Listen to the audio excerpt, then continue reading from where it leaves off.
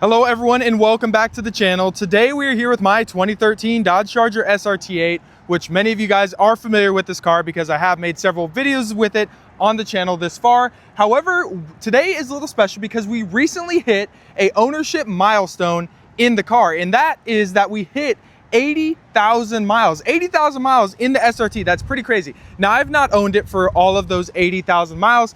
However, I figured I would give you guys a brief rundown and overview of what it has been like to own this car, because a lot of people ask me, what is it like to own an SRT8 Charger? And also, what are the costs associated with this? Because a lot of people want to know, can they afford to own and maintain one of these cars? So I originally purchased this car in January of 2022 with around 64,000 miles on it. And now it is sitting at right over 81,000. I know it's not exactly 80,000 miles. However, life got busy and I wanted to make sure that I really sat down and allocated enough time to give you guys a detailed overview on what it's been like to own this car, and also what are the costs associated with it, and is it been reliable for me? So that means in just over 3.5 years, I've put about 17,000 miles on this car.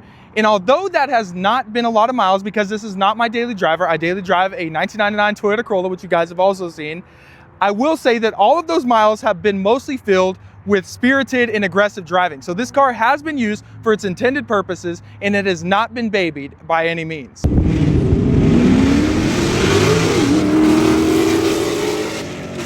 This is Driven by Kendo, where we cover everything automotive. So if you're into that kind of stuff, make sure to subscribe to my channel for more automotive content or content related to my 2013 Dodge Charger SRT8. Let's get into the video.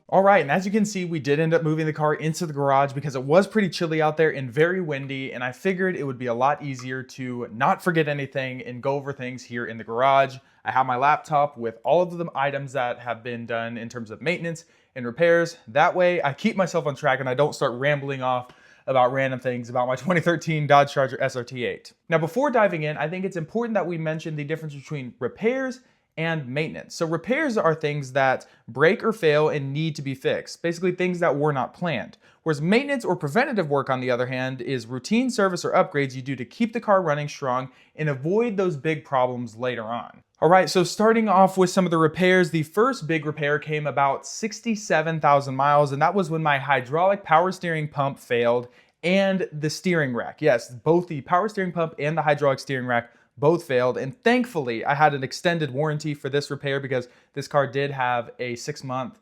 extend bumper-to-bumper warranty on it when I got it from the dealership. And so I took it to the dealership, the Dodge dealership that was local to me, and that job would have cost about $1,800 out of pocket. That includes parts and labor, which luckily the warranty covered it all. I just had to pay a $100 deductible, and I'm very thankful because that would have been a very pricey repair. I believe these 2012 to 2014 SRT8 Chargers, since it does have the hydraulic power steering fluid or steering system, it does have the same hydraulic power steering pump and hydraulic power steering rack as the early Hellcats before those ended up switching to electrically assisted power steering.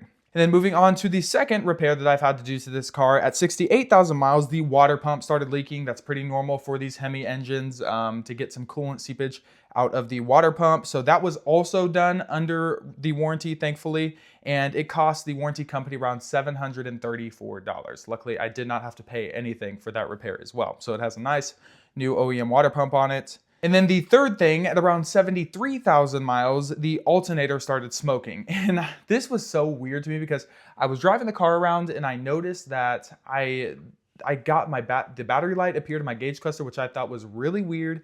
Then I took the car home and I didn't drive for an hour. And then I went to go start it back up. The car wouldn't start, the battery was dead, and then the alternator started smoking. I thought the car was about to catch on fire. And come to find out, there was a recall on the alternators for these cars. However, the catch of it was the recall only extended to the SE through RT trim levels, so including the police model. So all of those were covered, but the SRT8's alternator was not covered because there weren't enough SRT8s of them made. I even contacted Fiat Chrysler, FCA, Stellantis about it. They basically told me I was out of luck and my car was not covered under this recall, even though it had the same faulty alternator. So, unfortunately, the SRT8s have the beefier, upgraded 220 amp alternator, the same one that is found in the Charger Pursuit. So that was a very hefty repair bill because I had to pay around $520 for the new alternator for this car from O'Reilly's Auto Parts. And then I paid my friend that was a technician at a dealership about $150 to install it. So that repair cost me about $670 total. In reality, it should have been free because, again, that alternator was under recall for the SE and through RT trim levels. And they just decided to not cover the same alternator on the SRT8s because not enough of them were made. Pretty crazy. But what can you do about it? And then moving on to thing number 4 in terms of repairs is at 77,000 miles, I replaced the oil pressure sensor, and it's a pretty common issue with these engines. You just want to make sure that you always replace the oil pressure sensor with a Mopar OEM sensor. A lot of the aftermarket sensors from the research that I've done do not last long and people end up having to replace them.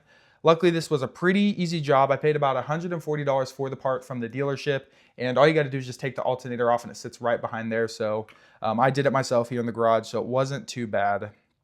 So $140 for that repair. And then at 78,000 miles, I replaced the engine mounts. I did upgrade to the Creative Steel Elimivibe engine mounts, so those were a little bit pricier than some of the other aftermarket options. So the parts costed about $420 for those Elimivibe engine mounts. I've made a video on those, so check them out.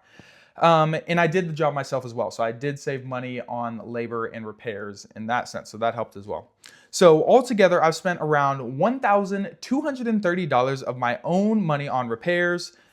Yeah, repairs for this car. And then the warranty saved me about $2,500 on top of that. So basically, the warranty did pay for itself. And then moving on to some maintenance and preventative work that I've done to this vehicle. Again, this was stuff that necessarily didn't need to be replaced on the vehicle. However, I just went ahead and did it ahead of time in order to make sure that the car still runs and functions properly. Maintenance is something that is never neglected on any of my vehicles. I'm always on top of my oil changes, my transmission services, my differential services, brake fluid. Everything is always serviced on time. If there's any other components that need to be replaced, they're always replaced with the highest quality parts. It's something I take a lot of pride in, is making sure that I maintain my vehicles correctly. So starting out with the first thing, at 72,000 miles, I did a transmission fluid and filter change using the Mopar OEM fluid with the Mopar OEM filter. That was about $140 for all of the fluid, the transmission pan gasket, and the filter, plus another $100 for labor from a friend who is also a technician at a dealership. So I will say that this service will cost you more at a dealership.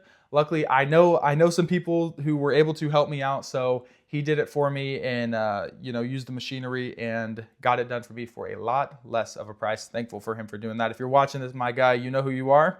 I also did a differential flush with BG Fluids for around $50. Again, my friend at the dealership did help me out with this as well. I tried doing the differential fluid on my ground in the driveway, and I could not get the drain plug undone in my differential. For the life of me, I could not do it.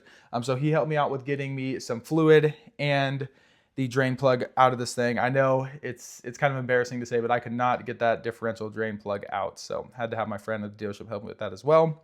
And then also I did upgrade to the 6-piston Brembos from a Hellcat. I'm not going to talk about how much it costs for the calipers, but I will go ahead and discuss that I did do the upgraded power stop pads and drilled and slotted rotors on all 4 corners with StopTech braided stainless steel hoses, because obviously I want this car to brake really well. It's a very quick car in a straight line, so I want it to be just equally as fast in terms of braking. And that came out to about $800 in total. And then the biggest project so far in terms of preventative maintenance has been the cam and lifter swap. Yes, I have went ahead and done the cam and lifters on this car. I think I did it around 72,000 miles. I have it documented, but not for this video, but I think it was about 72,000 miles for the cam and lifter swap. And basically I did do the MDS delete. I did a stock 6.4 liter Hemi cam non-MDS with the Hellcat non-MDS OEM Mopar lifters.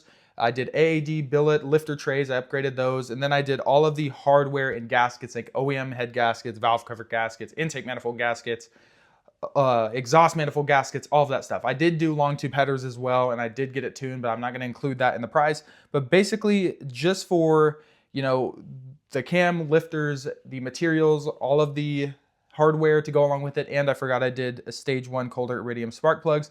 All of that was about $1,751 in just parts. And then also my friend that was working at the dealership time did do the work for me in terms of labor, and he did help me out with the cost of that as well. So over 17,000 miles and 3.5 years later, I have put about $1,230 into this car in terms of repairs and about $2,841 on maintenance and upgrades. That puts my total out-of-pocket ownership cost for this car at about $4,000. And I know that sounds like a lot, but you have to keep in mind that this car is over a decade old. It makes almost 500 horsepower and it is a performance-oriented vehicle that does not get babied. I can promise you I do not baby this car, but like I said earlier, I make sure that I maintain it, I take care of it, and it always gets the best components whenever it does have a problem. So overall, I feel like this car has been very reliable for me. There's never been a time where it's left me stranded. The only time it's ever need towed was when the power steering pump went out and then whenever the alternator went out. Those are the only times the car has ever needed a tow. I would definitely trust this car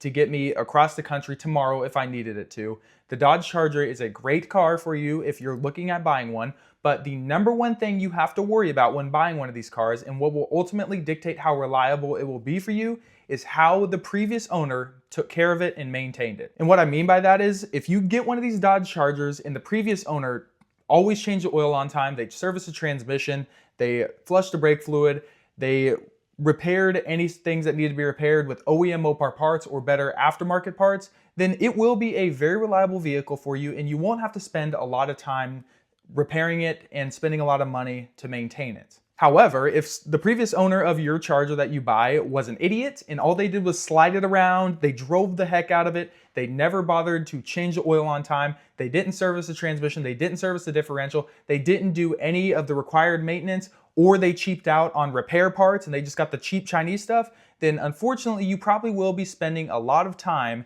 trying to fix this thing and spending a lot of your own dollars keeping it on the road. So my number one piece of advice, if you're looking at buying one of these Dodge Chargers, regardless of the trim level or year, this applies to all Dodge Chargers from 2006 all the way up to the new 8th generation even, you need to buy one that has a lengthy service history and make sure that the previous owner took care of it and that it was not beat all of its life. So let me know if you have any questions down in the comments about what it's been like to own and maintain this car. I'll be glad to answer those for you, and check out some of my other social media channels as well. Send me a DM on those if you have any questions. I do have them linked in my About section on my YouTube channel. So thank you all for watching, and I'll see you guys in the next video.